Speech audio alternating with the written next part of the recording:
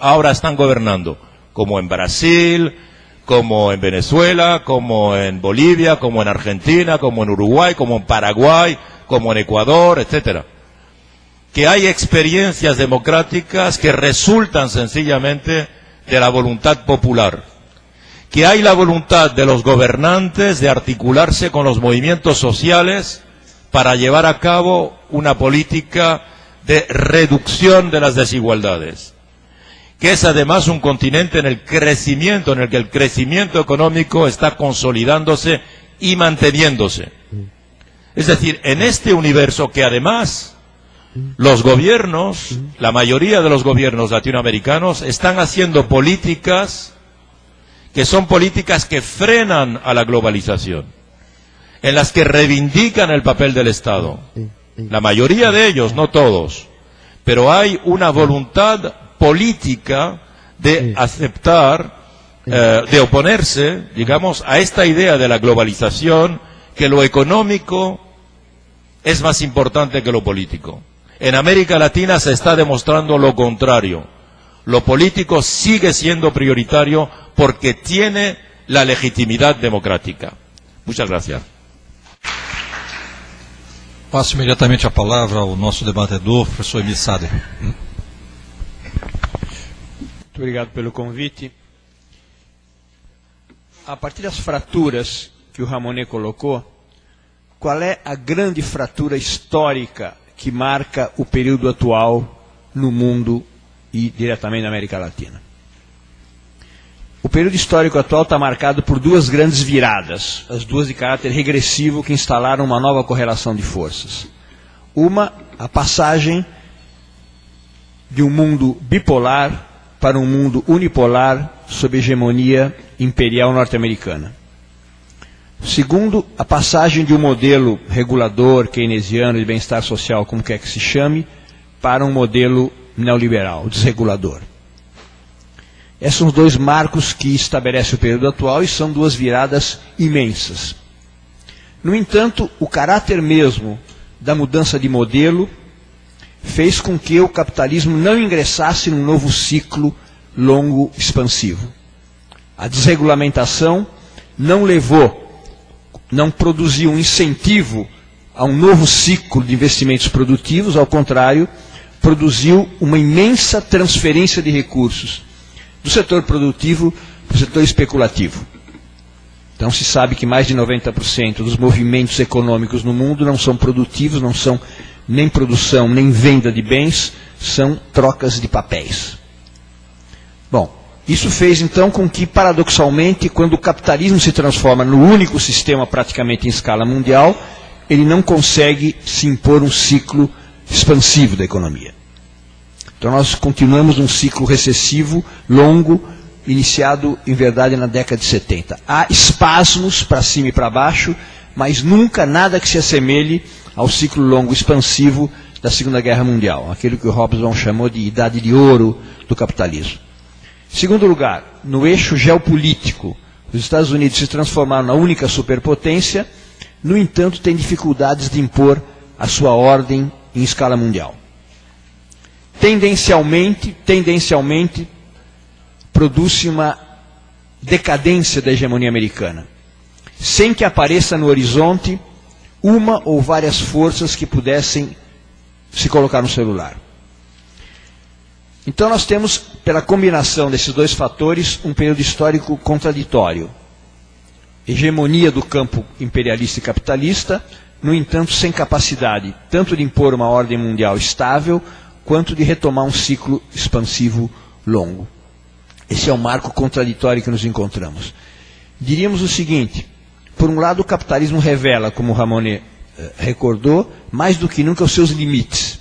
Não só limites de crescimento, como revela o seu poder destruidor. No entanto, para pensar como a gente fazia antes, os chamados fatores subjetivos da construção de uma alternativa anticapitalista e socialista também sofreram regressões de caráter brutal.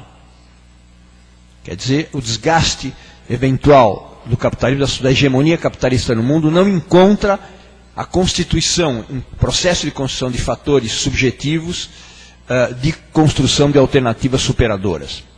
Então nós estamos ingressando, já estamos em verdade dentro dele, de um período mais ou menos prolongado de grandes turbulências e instabilidades. Seja porque o modelo neoliberal demonstra o seu esgotamento, no entanto, os modelos alternativos encontram dificuldades para se impor. O velho trata de sobreviver à custa de instabilidades e de crises, e o novo tem dificuldade de se constituir. Da mesma maneira, a ordem norte-americana apresenta fissuras sem que apareça projetos hegemônicos alternativos no horizonte. É nesse marco de instabilidades que se apresenta a situação do mundo contemporâneo e da América Latina em particular. Os Estados Unidos triunfaram, o bloco ocidental sob a liderança americana, triunfaram na Guerra Fria. E não foi apenas um triunfo político, foi também um triunfo ideológico, do qual nós vivemos as consequências. Entre essas consequências está, por um lado, a identificação absoluta de democracia com democracia liberal, que depois, pelas características do nosso tempo, se transforma em democracia neoliberal. Por outro lado, a identificação de economia com economia capitalista de mercado.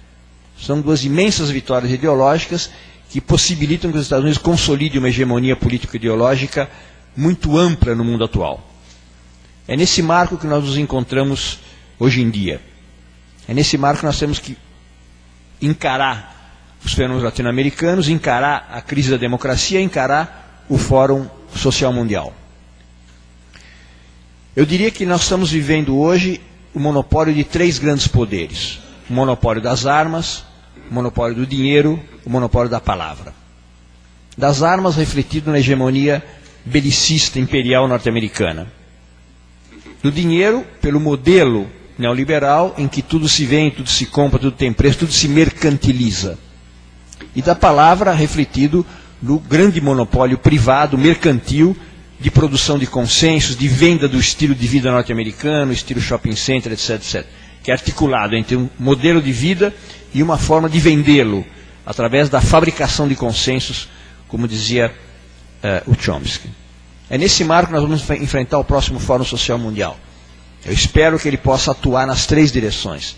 Eu espero que ele possa atuar fortemente para ter um espaço para demonstrar e assumir suas responsabilidades de que os epicentros de guerra produzidos pelos Estados Unidos podem ter soluções alternativas.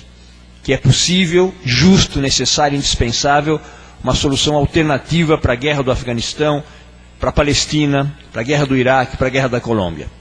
É uma obrigação do Fórum Social Mundial.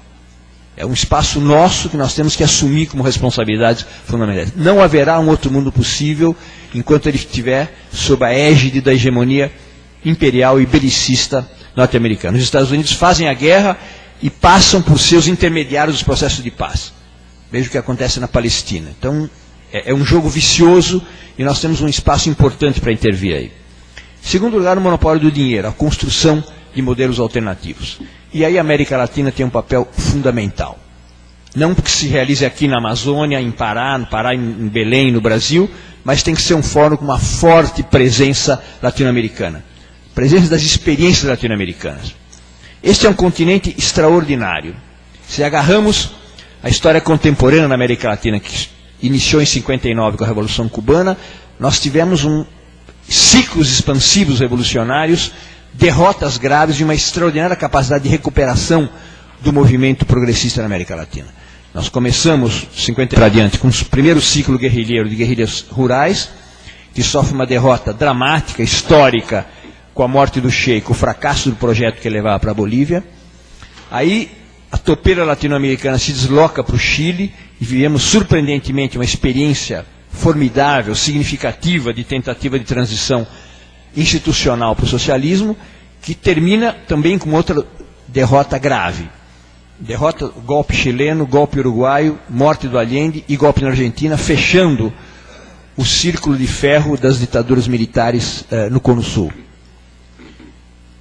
A topeira se desloca para o seu lugar original, vai para a América Central, temos a vitória sandinista, as guerrilhas na Guatemala, em Salvador, que também vão se soldar, vão terminar de maneira dramática. Não só com a derrota desmoralizante do sandinismo, com a reciclagem das guerrilhas guatemalteca e salvadorenha, mas além disso com o fim da União